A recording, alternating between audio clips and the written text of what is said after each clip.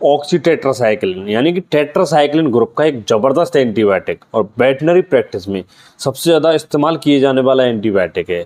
लेकिन इसका ये जो लॉन्ग एक्टिंग रूप है यानी कि एलए और भी खास है। अब आपके मन में एक सवाल आ रहा होगा कि आखिर ये ऑक्सी एलए है क्या, इसका कंपोजिशन और लॉन्ग एक्टिव इफेक्ट काम कैसे करता है, किन किन बीमारियों में जान बचाने वाला इंजेक्शन है, इसका सही डोज क्या है, इसका देने का तरीका क्या है, ये प्रेगनेंसी सेफ है या नहीं।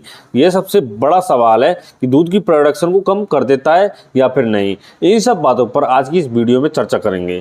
पहली बात तो ये इंजेक्शन मल्टी डोज वायल में आता है। इसका उपयोग सिर्फ जानवरों में किया जाता है। आपके मन में एक सवाल आ रहा होगा कि आखिर ये लॉन्ग एक्टिव का मतलब क्या है। लॉन्ग एक्टिव का मतलब है लंबे समय तक असर करने वाला, यानी कि 72 घंटे तक असर करने वाला। इसी कारण इसका लॉन्ग एक्टिव कहा जाता है। यह इंजेक्शन कोई साधारण एंटीबायोटिक नहीं है।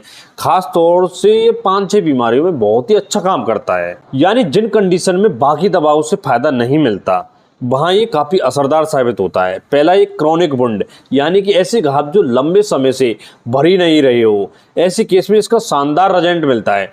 पुराने और नए बनने वाले घाव में यह इंजेक्शन काफ़ी जल्दी असर दिखाता है और हीलिंग को तेज कर देता है। हाई फीवर यानी कि एनाप्लाज्मोसिस हो, इनमें यह ड्रग ऑफ चॉइस के रूप में काम करता है क्योंकि ये बुखार को तोड़ देता है। यह इंजेक्शन लगातार 72 घंटे तक बैक्टीरिया की ग्रोथ को रोकता है और यही वजह है कि हाई फीवर वाली कंडीशन में ऑक्सी एलए सबसे ज़्यादा असरदार साबित होता है।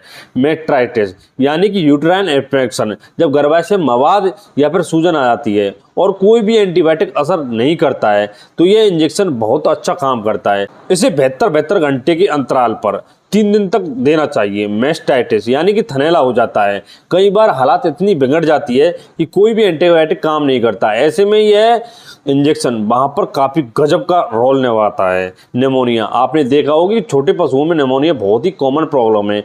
कई बार तो इतनी ज़्यादा हो जाती है कि ठीक होने का नाम ही नहीं लेती। ऐसे केस में यह इंजेक्शन काफ़ी असरदार साबित होता है, यानी लगभग हर तरह के बैक्टीरिया इन्फेक्शन में इस इंजेक्शन का इस्तेमाल किया जा सकता है। जहाँ जहाँ आप ऑक्सीप्लेन काम में लेते हैं वहाँ ये उसके सारे काम अकेला ही कर देता है। इसका सबसे बड़ा साइड इफेक्ट है कि ये दूध के प्रोडक्शन को कम कर देता है।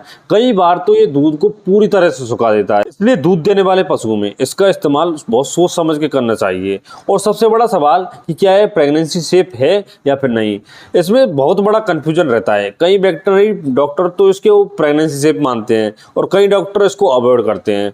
और यह थी संपूर्ण जानकारी ऑक्सी एलए के बारे में।